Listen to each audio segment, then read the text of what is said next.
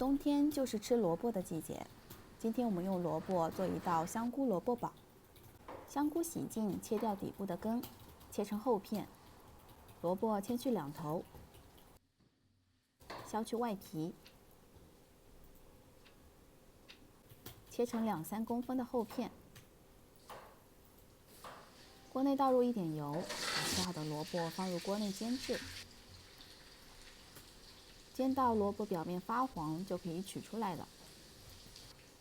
煎过的萝卜放入砂锅里，同时我们把香菇倒入油锅中，煎至表面微黄。